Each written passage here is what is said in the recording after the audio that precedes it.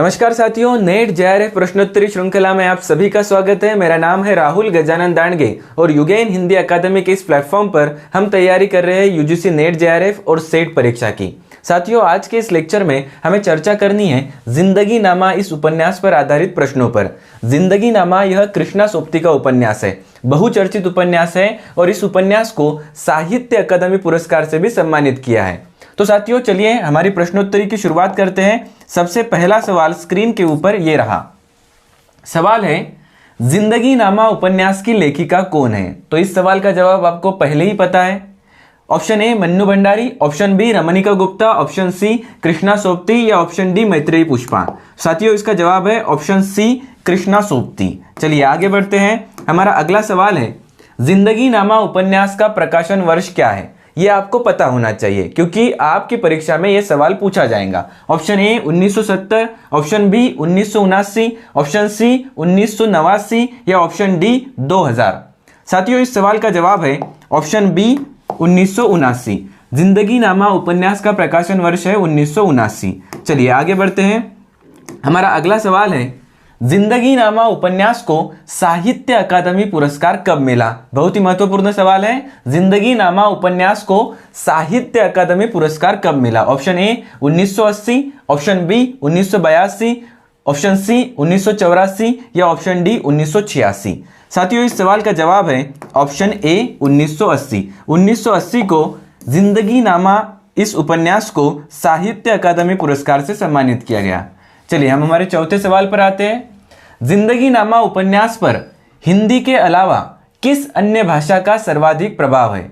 Option A Angrezi, option B Urdu, option C Punjabi या option D Haryanvi. साथियों, इस सवाल का जवाब है ऑप्शन सी पंजाबी, क्योंकि जिंदगी नामा यह जो उपन्यास है, यह उपन्यास पंजाबी प्रदेश की जो बोली है, पंजाबी प्रदेश की जो सांस्कृतिक विविधता है, जो सामाजिक एकता है, या हम कहेंगे कि जो आर्थिक परिस्थिति है, उन सब का वर्णन करने वाला उपन्यास है जिंदगी नामा। और इसीलिए इस उपन्यास पर पंजाबी भाषा का सर्वाधिक प्रभाव दिखाई देता है।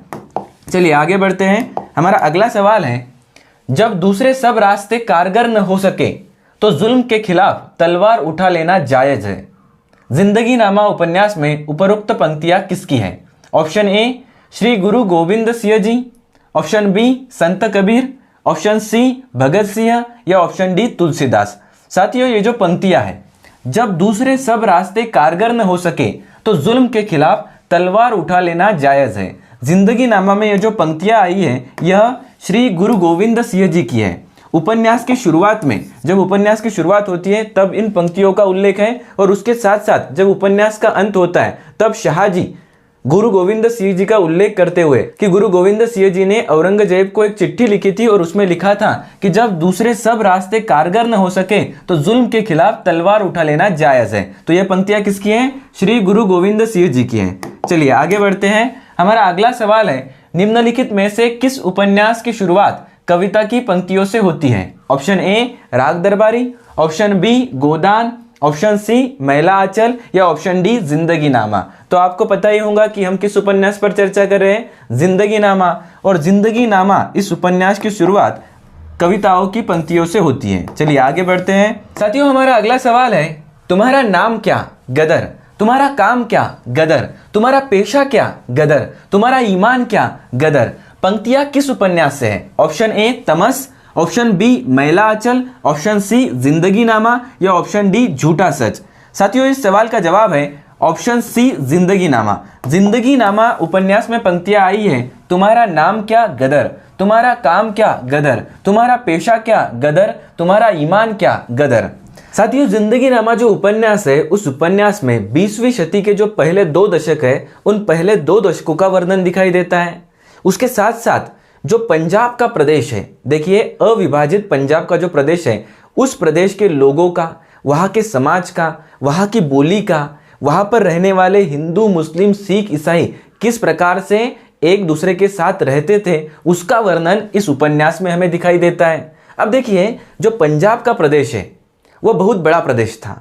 हमारे भारत का विभाजन कब हुआ? तो 1947 में विभाजन हुआ और भारत और पाकिस्तान अलग हुए। भारत में एक पंजाब है और पाकिस्तान में एक पंजाब है। तब विभाजन पूर्व यह पंजाब एक ही प्रदेश था और उस प्रदेश की विविधता का वर्णन, वहां की संस्कृति की विविधता का वर्णन हमें इस उपन्यास में दिखाई देता है। चलिए अगले सवाल पर चर्चा करते हैं। हमारा अगला सवाल है, अव्वल अल्लाह नूर उपाया कुदरत के सब बंदे। अव्वल अल्लाह नूर उपाया कुदरत के सब बंदे, एक नूर से सब जग उपजा, कौन भले कौन मंदे। जिंदगी नामा उपन्यास में यह पंक्तियां कौन कहता है? Option A Shahani, option B Shahji, option C Shere या ऑप्शन डी लाली शाह। तो साथियों इस सवाल का जवाब है शाहानी। गुरु गोविंद सिंह जी की जो पंक्तियां है, अव्वल अल्लाह नूर उपाया कुदरत के सब बंदे, एक नूर से सब जग उपजा, कौन भले कौन मंदे, तो यह जो पंक्तियां है यह शाहानी गाती है। चलिए आगे बढ़ते हैं। हमारा अगला सवाल है, जिंदगी नामा उपन्यास के केंद्र में कौन सा गांव है? Option A Dera Jatta, option B Merigunj, option C Semri या ऑप्शन डी जालंधर। तो साथियों इस सवाल का जवाब है ऑप्शन ए डेरा जट्टा। अब देखिए जिस प्रकार से महिला आंचल उपन्यास में केवल एक गांव मेरीगंज, इस गांव का उल्लेख दिखाई देता है और उस एक गांव के माध्यम से भारत के समस्त गांवों का वर्णन हमें उस उपन्यास में दिखाई देता है, उसी प्रकार से पंजाब प्रदेश के केवल एक गांव को लिया गया है जिसका नाम है डेरा जट्टा। और इस डेरा जट्टा गांव के वर्णन के माध्यम से जो पंजाब का पूरा प्रदेश है, उस पूरे प्रदेश की जो संस्कृति है, विविधता है, सामाजिकता है, राजनीति होंगी या आर्थिक स्थिति होंगी, उसका वर्णन हमें जिंदगी नामा उपन्यास में दिखाई देता है। तो देखिए डेरा जट्टा जो गांव है वह जिंदगी नामा उपन्यास का है, मेरीगंज नामक जो गांव है वह महिला आंचल उपन्यास का है, सेमरी नामक जो गांव है वह गोदान उपन्यास का है। चलिए आगे बढ़ते हैं और हमारे अगले सवाल पर चर्चा करते हैं। अगला सवाल है, किस उपन्यास में पारंपरिक गीतों के साथ साथ बाबा फरीद, शाह लतीफ और बुल्ले शाह की कविताओं का बहुतायत से प्रयोग किया गया है? ऑप्शन ए तमस, ऑप्शन बी झूठा सच, ऑप्शन सी जिंदगी नामा या ऑप्शन डी शेखर एक जीवनी। साथियों इस सवाल का जवाब है ऑप्शन सी जिंदगी नामा। जिंदगी नामा इस उपन्यास में पारंपरिक गीतों के साथ साथ बाबा फरीद, शाह लतीफ और बुल्ले शाह की कविताओं का बहुतायत से प्रयोग किया गया है। यदि आप जिंदगी नामा उपन्यास पढ़ेंगे तो उसमें आपको बहुत सारी कविताएं दिखाई देंगी, बहुत सारे गीत दिखाई देंगे। चलिए आगे बढ़ते हैं, हमारे अगले सवाल पर चर्चा करते हैं। जिंदगी नामा उपन्यास के संदर्भ में असत्य विकल्प है, यानी कि हमें किस कथन का चयन करना है? असत्य चयन करना है। ठीक है, चलिए ए, इस उपन्यास में 18वीं, 19वीं और 20वीं शताब्दी की ऐतिहासिक घटनाओं का उल्लेख हुआ है। तो साथियों ये जो ऑप्शन ए है ये करेक्ट है, क्योंकि जिंदगी नामा उपन्यास में 18वीं, 19वीं, 20वीं शताब्दी की कुछ ऐतिहासिक घटनाओं का वर्णन हमें दिखाई देता है। अब देखते हैं ऑप्शन बी, इस उपन्यास में कोई नायक नहीं, कथा की मात्रा कम है किंतु दृश्यों के कई क्रम हैं। तो साथियों ये जो ऑप्शन बी है ये भी सही है, क्योंकि इस उपन्यास में कोई नायक नहीं, कोई खलनायक नहीं, इसमें लोग ही लोग हैं और उन लोगों की अलग अलग कहानियां हैं। अब देखते हैं साथियों कि यह जो कहानियां हैं या फिर ये जो इतिहास है पंजाबी प्रदेश का, ये किस प्रकार से प्रस्तुत किया है? तो दृश्यों के माध्यम से प्रकट किया है। इसमें कोई कथा की मात्रा अधिक नहीं है, केवल दृश्य ज्यादा है और उन दृश्यों के माध्यम से पंजाब की जो विरासत होंगी, वहां की जो संस्कृति होंगी, उसको विश्लेषित किया गया है। चलिए आगे बढ़ते हैं। ऑप्शन सी है, यह उपन्यास डेरा जट्टा गांव में बसे हिंदू, मुस्लिम और सिख समुदाय की जिंदगी को बयां करता है। तो ये भी सही है, ऑप्शन सी भी सही है। अब देखिए साथियों ये जो बचा हुआ ऑप्शन है ऑप्शन डी, यही गलत होगा। इस उपन्यास में सांप्रदायिक दंगों का विस्तृत वर्णन है। तो नहीं, जिंदगी नामा उपन्यास में सांप्रदायिक दंगों का विस्तृत वर्णन नहीं है, बल्कि जो झूठा सच उपन्यास है, जो तमस नामक उपन्यास है, उसमें सांप्रदायिक दंगों का वर्णन आता है। चलिए आगे बढ़ते हैं और हमारे अगले सवाल पर चर्चा करते हैं। हमारा 12वां सवाल है, जिंदगी नामा 20वीं सदी के प्रथम 15 वर्षों में पंजाब के किसानों, ग्रामीणों के जीवन का चित्रण है। यह जिंदगी निखालिस यथार्थ के रूप में सामने आती है। पंजाबी किसानों की मेहनत मशक्कत से भरी अक्खड़, संतुष्ट और मुक्त जिंदगी, जिसमें महाजन का शोषण और पुलिस का आतंक भी कोई ज्यादा हलचल पैदा नहीं करता। यह कथन जिंदगी नामा उपन्यास के संदर्भ में किसका है? Option A Ramchandra Shukla, option B Vishwanath Tripathi, option C Gopal Rai या ऑप्शन डी निर्मल वर्मा। साथियों इस सवाल का जवाब है ऑप्शन सी गोपाल राय, क्योंकि गोपाल राय का यह कथन है कि जिंदगी नामा 20वीं सदी के प्रथम 15 वर्षों, जिंदगी नामा 20वीं सदी के प्रथम 15 वर्षों में पंजाब के किसानों ग्रामीणों के जीवन का चित्रण है। यह जिंदगी निखालिस यथार्थ के रूप में सामने आती है। पंजाबी किसानों की मेहनत मशक्कत से भरी अक्खड़, संतुष्ट और मुक्त जिंदगी, जिसमें महाजन का शोषण और पुलिस का आतंक भी कोई ज्यादा हलचल पैदा नहीं करता। यह कथन किसका है? गोपाल राय का यह कथन है। चलिए आगे बढ़ते हैं, हमारे अगले सवाल पर चर्चा करते हैं। साथियों, हमारा अगला सवाल है, जिंदगी नामा उपन्यास में शाहजी और शाहनी के पुत्र का नाम क्या है? Option A Lali Shah, option B Gurudutt, option C Kashi Shah या ऑप्शन डी इब्राहिम। तो साथियों, इस सवाल का जवाब है ऑप्शन ए लाली शाह। शाहजी और शाहनी के पुत्र का नाम होता है लाली शाह। शाहजी की दूसरी पत्नी का नाम होता है शाहनी। शाहजी की जब पहली पत्नी मर जाती है तो शाहजी दूसरी शादी करते हैं जिसका नाम होता है शाहनी, और जब शाहनी को पुत्र प्राप्त होता है उसका नाम रखा जाता है लाली शाह, और आगे चल के लाली शाह को अंग्रेजी शिक्षा भी दी जाती है। हमारा अगला सवाल है, यदि किसी को पंजाब देश की संस्कृति, रहन सहन, चाल ढाल, रीति रिवाज की जानकारी प्राप्त करनी हो, इतिहास की आयात जाननी हो, वहां की दंत कथाओं, प्रचलित लोकोक्तियों तथा 18वीं 19वीं शताब्दी की प्रवृत्तियों से अवगत होने की इच्छा हो तो जिंदगी नामा से अन्यत्र कहीं जाने की आवश्यकता नहीं। उपर्युक्त कथन किस आलोचक का है? Option A doctor Devraj Upadhyay, option B Namvar Singh, option C doctor Bachchan Singh या ऑप्शन डी आचार्य हजारी प्रसाद द्विवेदी। तो साथियों, इस सवाल का जवाब है option A doctor Devraj Upadhyay. Devraj Upadhyay का यह कथन है कि यदि किसी को पंजाब देश की संस्कृति, रहन सहन, चाल ढाल, रीति रिवाज की जानकारी प्राप्त करनी हो, इतिहास की आयात जाननी हो, वहां की दंत कथाओं, प्रचलित लोकोक्तियों तथा 18वीं 19वीं शताब्दी की प्रवृत्तियों से अवगत होने की इच्छा हो तो जिंदगी नामा से अन्यत्र कहीं जाने की आवश्यकता नहीं। यह कथन है डॉक्टर देवराज उपाध्याय का। चलिए आगे बढ़ते हैं, हमारा 15वां सवाल है, निम्नांकित चरित्रों को तत्संबंधी उपन्यासों की प्रथम प्रकाशन वर्ष के अनुसार पहले से बाद के क्रम में लगाइए। Option A Nyuniya, option B Kashi Shah, option C Ruppan Babu, option D Pyaru या ऑप्शन सी प्रतापी। तो साथियों, क्या है ना कि उपन्यासों के पात्रों के नाम दिए हैं और उन पात्रों के आधार पर हमें उपन्यास का चयन करना है और उन उपन्यासों का प्रकाशन वर्ष जो है उस प्रकाशन वर्ष के अनुसार उन उपन्यासों को क्रम से लगाना है। अब देखिए, न्यूनिया, न्यूनिया यह बाण भट्ट की आत्मकथा इस उपन्यास की पात्र है और बाण भट्ट की आत्मकथा इस उपन्यास का जो प्रकाशन वर्ष है वह है 1946। काशी शाह, काशी शाह यह जिंदगी नामा उपन्यास के पात्र है और जिंदगी नामा इस उपन्यास का जो प्रकाशन वर्ष है वह है 1979। अब तीसरे देखते हैं, रुप्पन बाबू। रुप्पन बाबू यह श्रीलाल शुक्ल का जो उपन्यास है राग दरबारी उसके पात्र हैं और राग दरबारी इस उपन्यास का प्रकाशन वर्ष है 1968। प्यारू, प्यारू जो है यह महिला आंचल उपन्यास का पात्र है जो डॉक्टर प्रशांत का सहायकारी होता है, उसका नाम होता है प्यारू और महिला आंचल उपन्यास का प्रकाशन वर्ष है 1954। अब देखिए प्रतापी, ये जो प्रतापी होती है वह चाची होती है किसकी? काली की, और काली किस उपन्यास का पात्र है? तो धरती धन्य अपना इस उपन्यास का पात्र है और इस उपन्यास का प्रकाशन वर्ष है 1972। अब देखिए हमें क्रम से लगाना है, तो सबसे पहले तो ए आएगा, सबसे पहले ए आएगा, उसके बाद आएगा डी जो कि 1954 है महिला आंचल का प्रकाशन वर्ष, फिर आएगा सी रुप्पन बाबू वाला, उसके बाद आएगा ई और सबसे लास्ट में आएगा काशी शाह यानी कि जिंदगी नामा उपन्यास। तो इसका क्रम होगा A D C E B, A D C E B.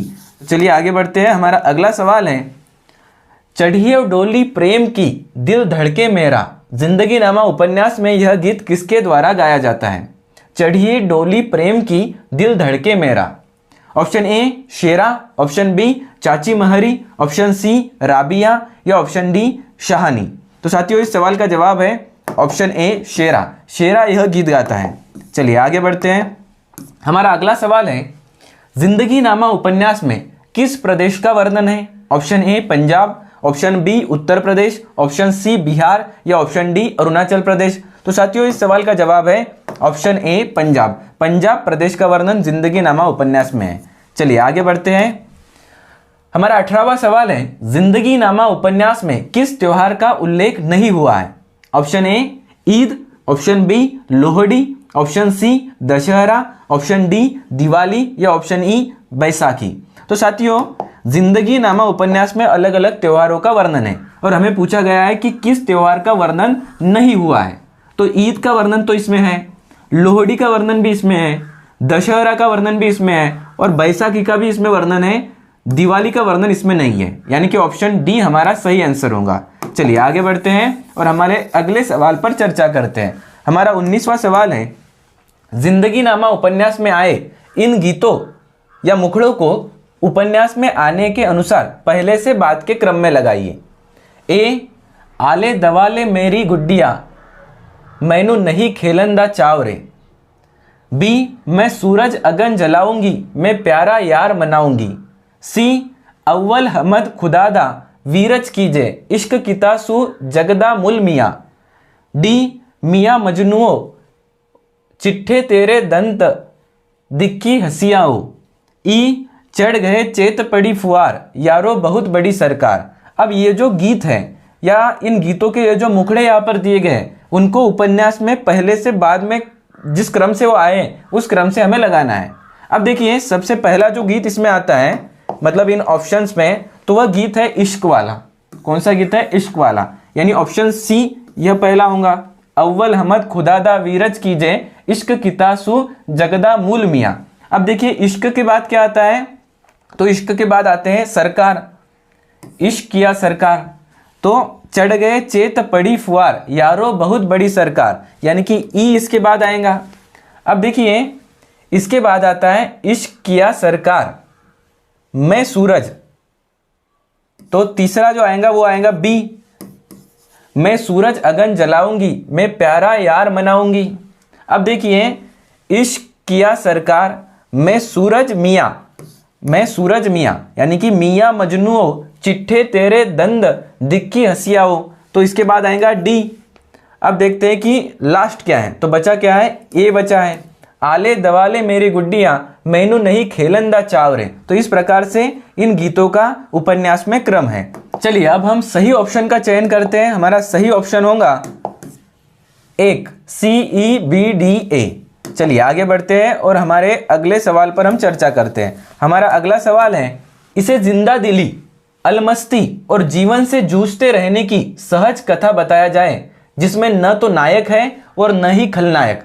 कथन किस उपन्यास के लिए कहा गया है? ऑप्शन ए, सूरजमुखी अंधेरे के, ऑप्शन बी, जिंदगी नामा, ऑप्शन सी, बादलों के घेरे या ऑप्शन डी, यारों के यार। साथियों, ये जो उपन्यास है ये सभी के सभी उपन्यास कृष्णा सोबती के हैं और ये जो कथन है, इसे जिंदा दिली, अलमस्ती और जीवन से जूझते रहने की सहज कथा बताया जाए जिसमें न तो नायक है और न ही खलनायक। यह जो कथन है यह जिंदगी नामा के संबंध में है। ठीक है, चलिए आगे बढ़ते हैं और हमारे अगले सवाल पर चर्चा करते हैं। हमारा 21वां सवाल है, जिंदगी नामा उपन्यास के शीर्षक को लेकर किस हिंदी लेखिका ने कॉपीराइट के तहत मुकदमा दायर कर दिया था? Option A, Mamta Kalia, option B, Mannu Bhandari, option C, Nasira Sharma या ऑप्शन डी, अमृता प्रीतम। तो साथियों, इस सवाल का जवाब है ऑप्शन डी, अमृता प्रीतम। अमृता प्रीतम ने जिंदगी नामा उपन्यास का जो शीर्षक है उसको लेकर एक कॉपीराइट के तहत मुकदमा दायर कर दिया था और यह मुकदमा लगभग 25-26 साल तक चला था। तो किसने मुकदमा दायर किया था? अमृता प्रीतम ने यह मुकदमा दायर किया था।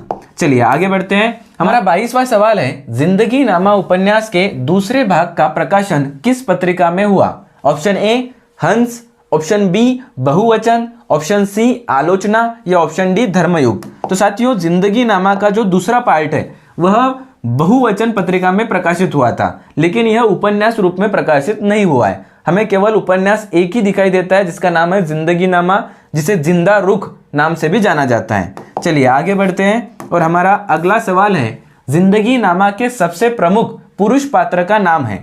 Option A, Shahji, option B, Shahani, option C, Bindradahi या ऑप्शन डी, काशी शाह। तो साथियों, इस सवाल का जवाब है ऑप्शन ए, शाहजी। प्रमुख पुरुष पात्र के बारे में पूछा गया है, यानी कि शाहजी यह इस उपन्यास के प्रमुख पात्र हैं। अब देखिए, कहा तो जाता है कि यह जो उपन्यास है इसमें ना कोई नायक है या नहीं कोई खलनायक है, नहीं इसमें कोई स्पेसिफिक कथा है, लेकिन यह जो जिंदगी नामा उपन्यास है यह शाहजी के परिवार के इर्द गिर्द ही घूमता है। शाहजी है, शाहानी है, और इस परिवार के लोग जो कुछ भी करते हैं या इनका किस प्रकार से गांव पर वर्चस्व है, इसका वर्णन हमें इस उपन्यास में दिखाई देता है। शाहजी शाहानी ये क्या है, तो यह साहूकार लोग हैं और ये ब्याज पर लोगों को पैसा देते हैं और सूद वसूलते हैं। और उस आधार पर देखिए 100 रुपए लेकर ये गांव में आए थे और अभी गांव की लगभग पूरी जमीन इनके हवाले होती है। यानी किस प्रकार से इन्होंने किसानों का शोषण किया होगा, तो उस शोषण का वर्णन भी इस उपन्यास में दिखाई देता है। और कुछ जो कृषक हैं या जो कुछ जाट किसान हैं वह किस प्रकार से विद्रोह की चिंगारी उठाते हैं, लेकिन फिर भी यह जो शाहजी है यह उस चिंगारी को बुझा देते हैं। तो इसका भी वर्णन हमें जिंदगी नामा उपन्यास में दिखाई देता है। चलिए आगे बढ़ते हैं, अगले सवाल पर चर्चा करते हैं। जिंदगी नामा के सबसे प्रमुख स्त्री पात्र का नाम है। ऑप्शन ए चाची Mehri, option B Shahani, option C Bindra दई या ऑप्शन ए राबिया। तो साथियों इस सवाल का जवाब है ऑप्शन बी शाहानी। प्रमुख स्त्री पात्र के बारे में पूछा गया है, शाहानी यह इस उपन्यास की प्रमुख स्त्री पात्र है। चलिए आगे बढ़ते हैं। हमारा 25वां सवाल है, रियाया जड़ की तरह है। रियाया यानी जनता, रियाया जड़ की तरह है और बादशाह दरख्त की तरह, और दरख्त जड़ से ही मजबूत होती है। ए मेरे प्यारे बेटे, जहां तक बन सके रियाया का दिल मत दुखाना, और अगर तू ऐसा करेगा तो अपनी जड़ खुद खो देगा। उद्धरण किस उपन्यास का है? साथियों जिंदगी नामा उपन्यास का जो कवर पेज है उसके पिछले साइड पर हमें यह कथन दिखाई देता है। तो यह जो कथन है यह जिंदगी नामा उपन्यास से संबंधित है। तो आंसर क्या होगा? ऑप्शन डी यह इस सवाल का जवाब होगा। चलिए आगे बढ़ते हैं। हमारा 26वां सवाल है, जिंदगी नामा उपन्यास की शुरुआत किस पंक्ति से होती है? ऑप्शन ए शरद पुन्या की रात, ऑप्शन बी सास के अंतिम समय दोनों बहुएं उपस्थित थी, ऑप्शन सी फांसी या ऑप्शन डी सौदागर की दुकान। तो साथियों इस सवाल का जवाब है शरद पुन्या की रात, यानी ऑप्शन ए सही जवाब होगा। जिंदगी नामा उपन्यास की शुरुआत शरद पुन्या की रात इस पंक्ति से होती है। अब देखिए सास के अंतिम समय दोनों बहुएं उपस्थित थी, यह जो पंक्ति है यह झूठा सच उपन्यास की प्रथम पंक्ति है। फांसी इस शब्द से किस उपन्यास की शुरुआत होती है? तो शेखर एक जीवनी इस उपन्यास की शुरुआत फांसी इस शब्द से होती है। सौदागर की दुकान यह एक प्रकरण है, और किस उपन्यास का एक प्रकरण है? तो परीक्षा गुरु नामक उपन्यास का एक प्रकरण है। पहला ही प्रकरण है सौदागर की दुकान। चलिए आगे बढ़ते हैं और हमारे अगले सवाल पर चर्चा करते हैं। जिंदगी नामा एक ऐसे कालखंड और भूखंड का पाठ है जो विभाजन के फलस्वरूप पीछे छूट गए वतन की, उसके शोर की, कोलाहल की स्मृति मात्र है।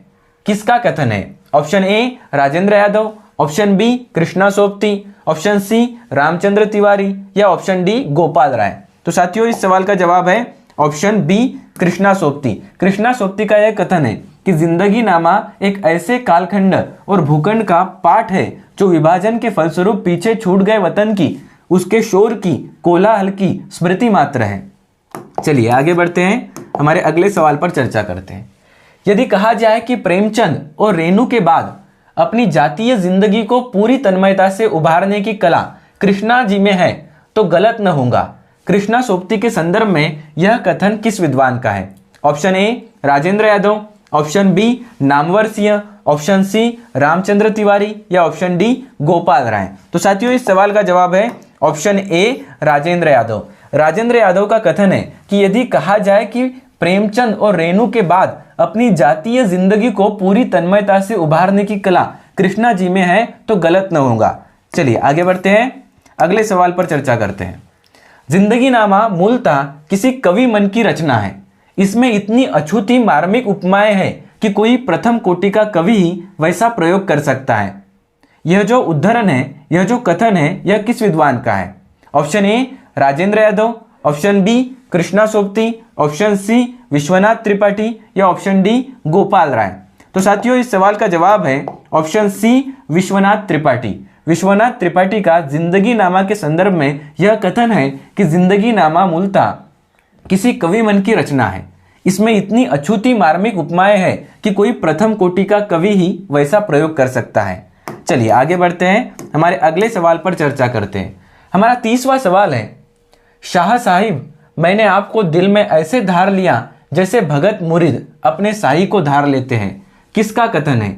Option A Rabia, option B Sahni, option C Bindra दई या ऑप्शन डी चाची मेहरी। तो साथियों क्या होता है, कि शाहजी के घर में, उनके हवेली में एक मेंबर और रहती है जिसका नाम होता है राबिया। ये जवान होती है, सुंदर होती है और यह शाहजी के प्रति आकृष्ट होती है और शाहजी भी कहीं ना कहीं इसके प्रति आकर्षित होती है। तो उपन्यास के अंतिम चरण में ये जो राबिया है यह शाहजी से कहती है कि शाह साहिब, मैंने आपको दिल में ऐसे धार लिया जैसे भगत मुरीद अपने शाही को धार लेते हैं। यह कथन राबिया का है। चलिए आगे बढ़ते हैं, हमारे अगले सवाल पर चर्चा करते हैं। साथियों, हमारा 31वां सवाल है, निम्न में से कौन जिंदगी नामा उपन्यास का पात्र नहीं?